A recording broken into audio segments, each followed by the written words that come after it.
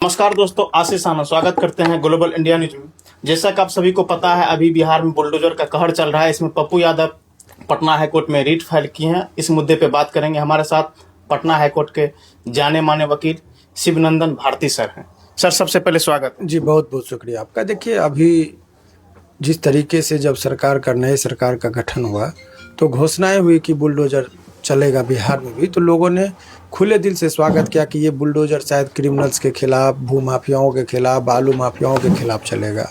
लेकिन ये बुलडोजर उल्टा गरीबों के खिलाफ चलने लगा।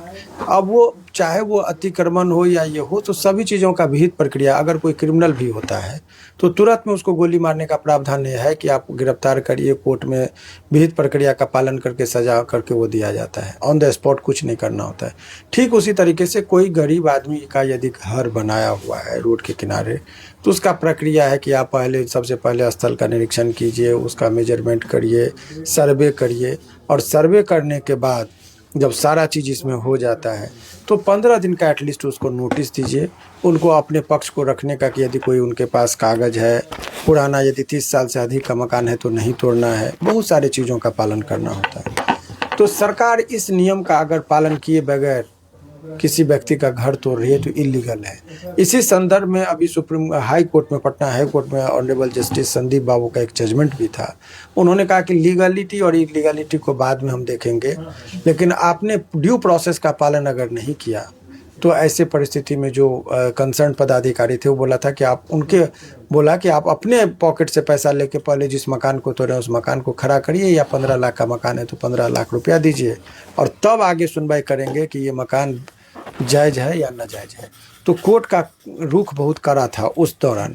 लेकिन इस परिस्थिति में अभी जो हो रहा है तो लोग चीख रहे हैं, चिल्ला रहे हैं। गरीबों का इस ठंड में, कपकपाते ठंड में यदि घर टूट रही है, विपक्ष कमजोर है, नो डाउट। सरकार, लोगों ने वोट ही नहीं दिया तो स्वाभाविक है कि 25 सीट है, 25 से 30 सीट वाले क्या करेंगे। बहुत मेजर बहुमत से इनको दिया गया, तो विपक्ष तो आपका कोई बात उठाने के ही साहस भी नहीं करेगा, क्योंकि उसकी संख्या सदन के अंदर कम है। अब ऐसे में जब भारतीय संविधान का निर्माण हुआ तो एक शक्ति दी गई कोर्ट को कि आपको लगे तो स्वतः संज्ञान ले सकते हैं कि कहीं अन्याय हो रहा है, तो स्वयं भी आप सरकार से पूछ सकते हैं कि आपने ड्यू प्रोसेस का पालन किया है या नहीं किया है। तो उसको सू मोटो हम लोग कहते हैं, कॉग्निजेंस लेना। ये प्रथा जब जस्टिस भगवती थे सुप्रीम कोर्ट में तो बहुत चला था उस टाइम में।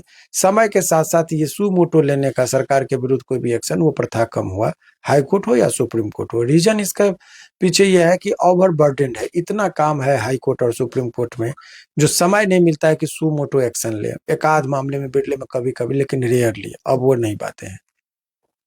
तो ओवरबर्डेंड जब है सरकार का काम और हाई कोर्ट का काम, तो ऐसे में मुश्किल है। सरकार कभी नहीं चाहेगी कि ये चूंकि जजों की संख्या पटना हाई कोर्ट में 53 होना चाहिए सैंक्शन के मुताबिक, लेकिन यहाँ पर अभी 40-45 तक जाते जाते कभी भी देखेंगे कोई छुट्टी पड़ी है, इस तरह की बातें होती है। जबकि कायदे से अभी 120-25 रहना चाहिए कम से कम पटना हाई कोर्ट में जजों की संख्या, तभी जाके मामलों का निपटारा। इतनी पेंडेंसी है। 2017 का केस अभी तक फ्रेश हियरिंग में अभी तक सुनवाई नहीं हुआ है। मेंशन का कंसेप्ट था, सोमवार को सुनते हैं जज साहब, उसमें भी पर्ची ले लेते हैं, बहुत सारी कठिनाइयां होती है। तो ये कोर्ट में तो वैसे भी गरीबों को न्याय मिलना अब कठिन हो गया, क्योंकि पटना हाई कोर्ट में इतना पेंडेंसी है। जज साहब के साथ भी मजबूरी है, वो चाहकर भी वो नहीं कर पा रहे हैं क्योंकि ओवरबर्डन है। तो सरकार भी नहीं चाहेगी कि यहाँ स्ट्रेंथ बने, क्योंकि जुडिशरी को वो लोग पंगु बनाने पे लगे हुए हैं। इधर गरीब अब जाए तो जाए कहाँ। तो ये जो परिस्थितियां, इसी का लाभ उठाकर गरीबों का घर अभी अंधाधुंध तोड़ा जा रहा है। सर, 100 वर्षों से जो लोग रह रहे हैं, अब उनका क्या होगा? देखिए, 30 वर्ष से अधिक यदि किसी भी व्यक्ति का मकान बना हुआ हो तो ऐसे मकान को नहीं तोड़ा जाता है, ये कानून है। अगर तोड़ दिया तो उसके खिलाफ अगर आप केस करेंगे तो निश्चित तौर पर उसको मुआवजा देना होगा, लेकिन साबित आपको करना होगा कि 100 साल, 30 साल से ऊपर आपका मकान है।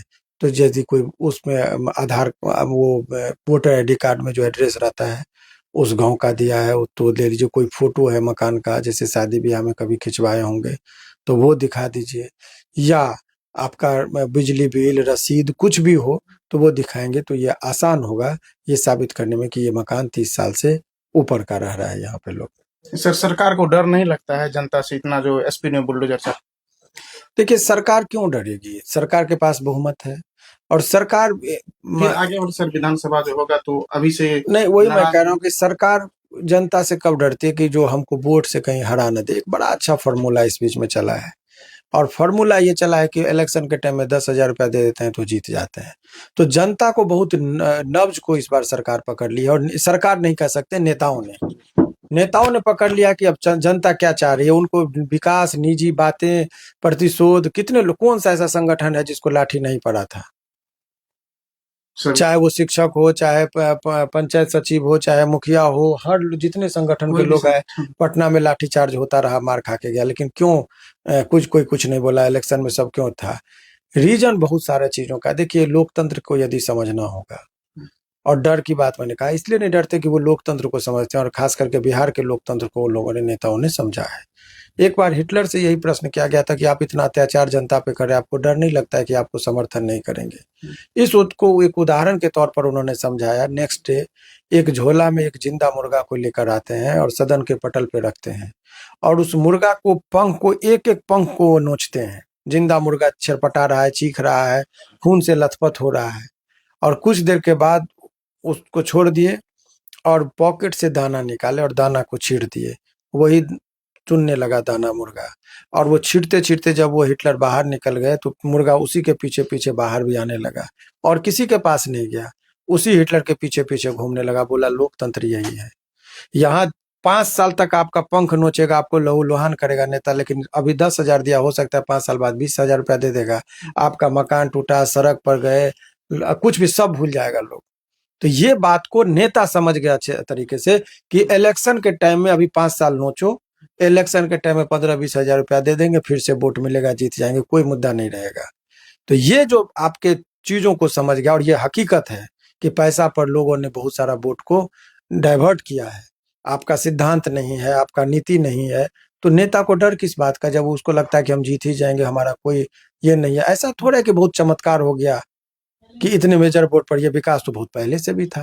तो इतने मेजर वोट से नीतीश बाबू की लोकप्रियता पर कहीं कोई प्रश्न चिन्ह नहीं है, बीजेपी की भी लोकप्रियता पर, लेकिन इतने मेजर लेवल पर वोट आने का पीछे ये है कि इस बार कास्ट, धर्म सबसे ऊपर उठ के लोगों ने, मुसलमान ने भी वोट दिया, क्योंकि उनके अकाउंट में महिलाओं को 10,000 रुपया गया था।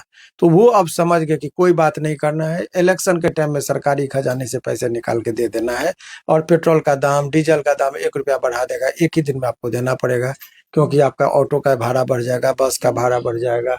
एक ही दिन में सरकार के पास सारा पैसा आ जाता है। आपको तो तत्काल दिया, लेकिन आपसे, आपके पॉकेट से 2 मिनट में सरकार निकाल के अपने खजाने को भरने की शक्ति रखती है। तो ये सब तमाम तरह का चीजें हैं, इसीलिए लोकतंत्र को समझ गया। इसीलिए बिहार की जनता को, अब आप जब वोट दिए तो साहस दिए, तो जब साहस दिए तो आपको, यदि घर टूट रहा है, सारी विहित प्रक्रियाओं का पालन नहीं हो रहा है, तो इसके जिम्मेदार न तो विपक्ष है, न सत्ता है, यहाँ की जनता खुद है।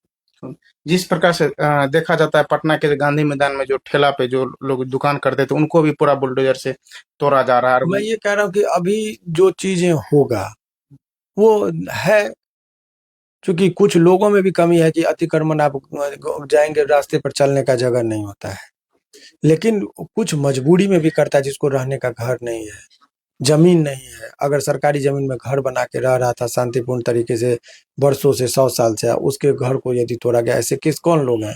ऐसे लोग प्रायः दलित होते हैं, गरीब होते हैं, नीचे तबके के जो लोग अपने आप को कास्टिस्ट सिस्टम में, ऐसे लोगों का घर टूटा है।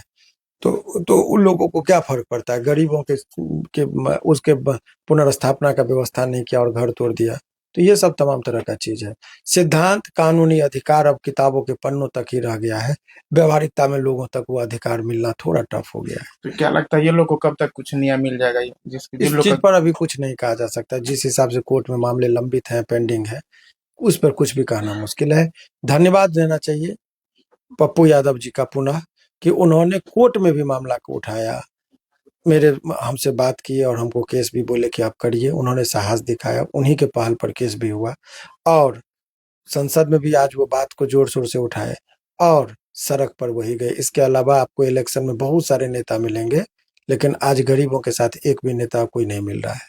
यही चीज है। चलिए, धन्यवाद, बहुत बहुत धन्यवाद, शुक्रिया। चलिए, आप देख लिए सर जितनी बातें बताएं, इनके बातों से आप क्या कितना सहमत है, अपना विचार कमेंट में जरूर दीजिएगा। अभी के लिए इतना ही, हम लोग मिलते हैं बहुत जल्द।